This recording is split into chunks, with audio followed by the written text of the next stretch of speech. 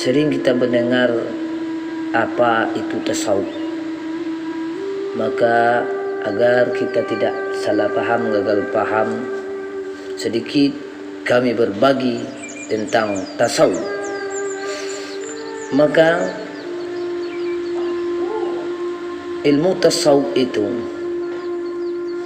bagian dari ilmu ataupun cabang dari ilmu Islam, seperti ilmu tauhid, ilmu fikih, dan tujuan dari ilmu tasawuf itu membersihkan hati agar tidak sombong, tidak takabur, tidak riya, tidak dengki dan dendam, kesumat atau penyakit-penyakit hati yang lain. Allah pun menyebut di dalam firman-Nya, di hati mereka itu banyak penyakit. Adapun menurut Kiai Haji Abdullah bin Nuh, bahwasanya tidak benar yang mengatakan ilmu tasawuf itu adalah ilmu bid'ah dalam Islam. Karena ilmu tasawuf suatu bagian dari risalah Rasulullah sallallahu alaihi wasallam. Ilmu tasawuf ilmu yang diridai Allah, sama juga dengan ilmu syariat, tarikat, hakikat dan ma'rifat.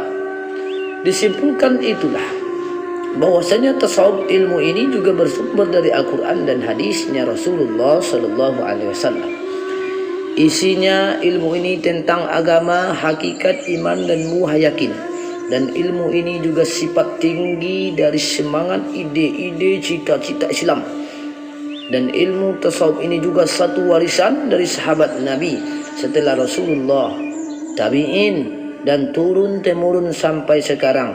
Menurut Imam Al-Ghazali, perbedaan dari ilmu para nabi, wali dan para ulama. Nabi yaitu datang dari dalam hati melalui pintu yang terbuka ke dalam alam malakut. Sedangkan ilmu para ulama itu datang dari pintu-pintu indera yang terbuka ke arah alam yang nyata. Dan iman itu juga bisa dikelompokkan iman orang awam seperti lampu dan sebagian seperti lilin. Iman orang siddiqin seperti bulan dan bintang. Iman para nabi seperti matahari yang luas. Begitu pula terbuka alam malakut bagi orang yang bermakrifat. Maka disinilah harus kita pahami. Jangan sampai kita gagal paham tentang tasawuf. Yang mana tasawuf itu juga adalah bertaubat intinya. Itulah tingkat pertama menuju Allah dan membersihkan hati, menuju pusat rahasia dan juga wilayah kewalian, keadaan kudus, tenang, diam yang ada pada jiwa kekasih Allah.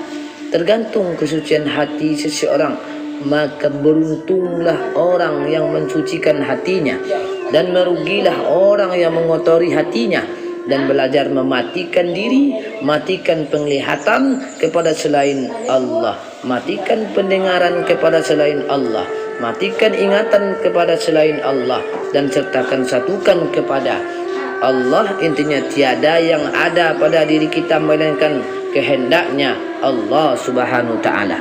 Maka di sinilah harus kita pahami bahwasanya tubuh zahir dan batin kita itu ada.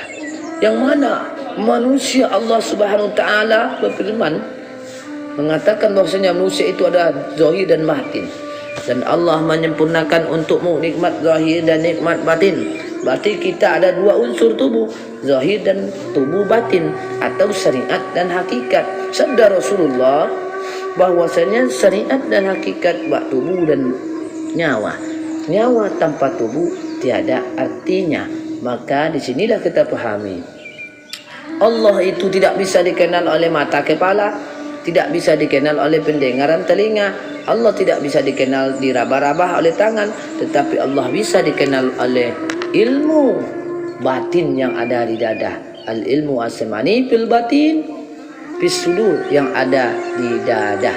Maka disinilah kita simak syair ataupun pantun tokoh-tokoh ulama terdahulu buah mangga, buah jagung belalang di atas padi. Bukan nasib tidak beruntung, salah kita tak mengenal diri. Mengayu sampan mudik ke hulu, tanah nasi asam durian. Jarang orang menyesal dahulu, banyak orang menyesal kemudian.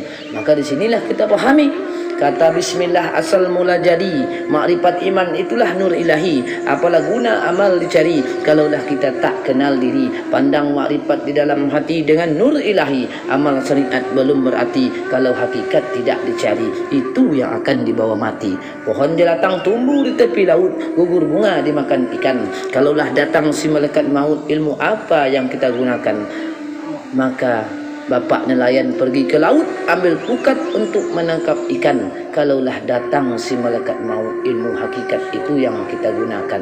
La ilaha illallah Muhammad Rasulullah sallallahu alaihi wasallam. Di sinilah yang harus kita pahami, yang mana hak Allah, yang mana sebenar diri, yang mana wujud Allah, yang mana rahasia Allah. Maka di sinilah kita pahami kalimat yang berbeda maknanya sama. Semua tubuh ilmu yang tiada mati, dan kita harus memahami mengenal sifat Muhammad. Sifat Muhammad hidup, tahu, berkehendak, bergerak. Sifat Tuhan zat, sifat asma af'al. Sifat Allah iman, Islam, tauhid, makrifat. Dan kita harus juga mengenal sifat Ta'ala, tauhid zat, tauhid sifat, tauhid asma, tauhid af'al. Itulah Ta'ala. Maka harus kita paham, teliti baik-baik agar kita paham.